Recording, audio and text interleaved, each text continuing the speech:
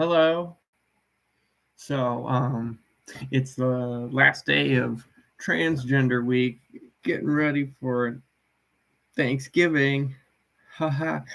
And I don't know, I've been meaning to talk about this for a while, and I just kind of wanted to articulate it out there just for the betterment of people's understanding over certain things to do with transgender. So, I would say uh, transgender is there's no issue with transgender.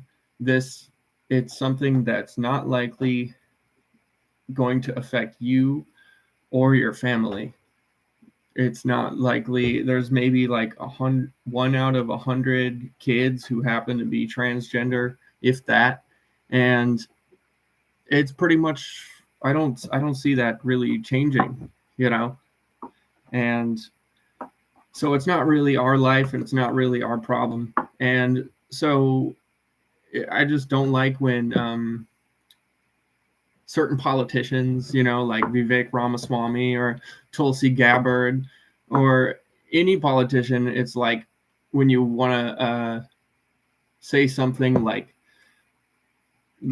transgenderism is a mental disorder, it's very harmful, and I can't support anybody who's going to be harmful like that because just why it's a shitty hill to die on. It's just like, why would you make that the forefront of your campaign or what you want to put out there?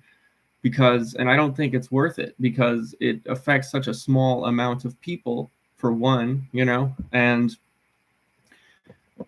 I would say that, it's harmful to say it's that they have a mental disorder accusation, to say that somebody has a mental disorder. It's offensive in that way because of its potential harm.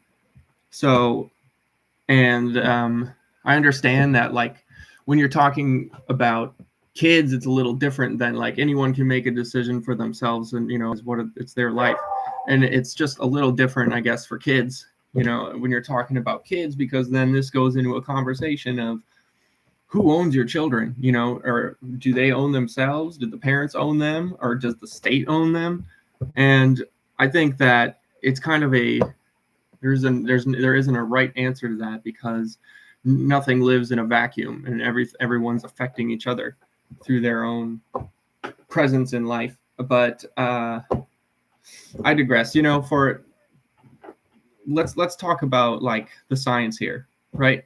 So one of the things, as people would say, like, so there's, either you got an X chromosome or a Y chromosome, but that's not true. There's a lot of people who are born intersex who don't apply into either of those categories of X or Y chromosomes, and a lot of people born intersex or with multiple different parts, from birth, typically their genitals are mutilated and they're changed either this way or that way to try to make them be able to fit in, and be able to function, in the society. And so let's talk about what are the primary differences between male and female, besides hormones and besides physical changes to the skeleton or the organs over time. Let's talk about what's the difference in terms of social function and in terms of quality characterization.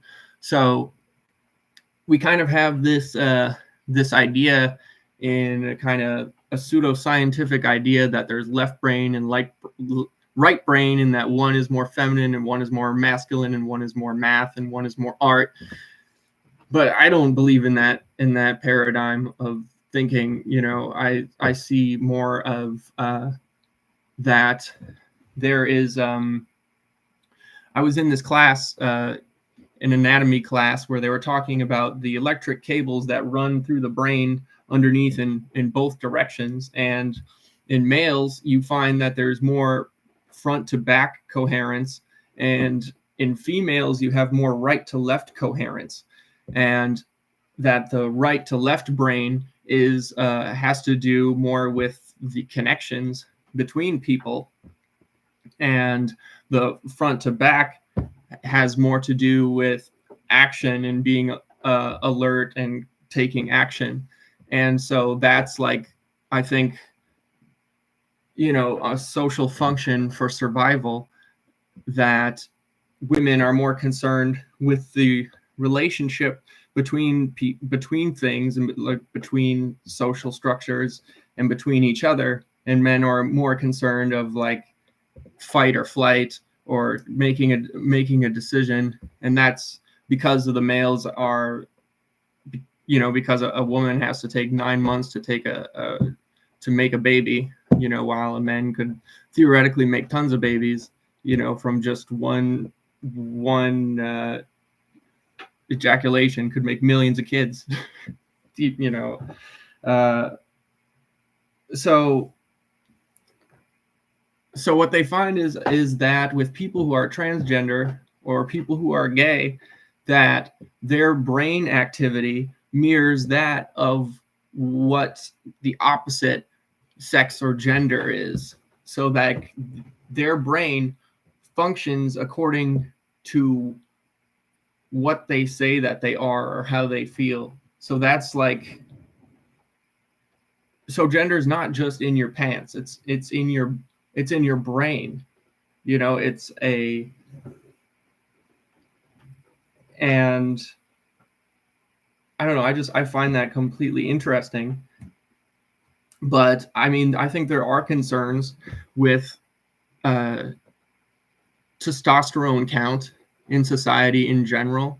I think that maybe like we should be worried about testosterone reduction and endocrine disruption in general. And I think there's a lot of people would say that, oh, it's just because of school and the media that they're confused about their gender, or whatever, that they're just being socialized or whatever that way. But I think that in general, you could look at a lot of different factors, like even population density might have to do with general testosterone levels, but also diet plays an influence, and things like pesticides might have an influence. And to put it all as a cultural issue, I think isn't realistic. It's not the only thing. And I think that there were always transgender people, and that there always will be transgender people. And you might be like, oh, but maybe there's more that's happening because of social pressures. And I think that overall, I don't think it makes that much of a difference. And really, it's not most of us, it doesn't really apply to us or our life at all. So it's not our problem. And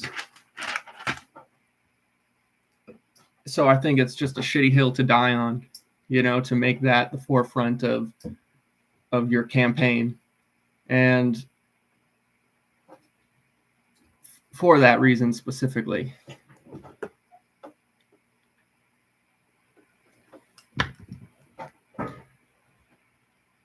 What's going on?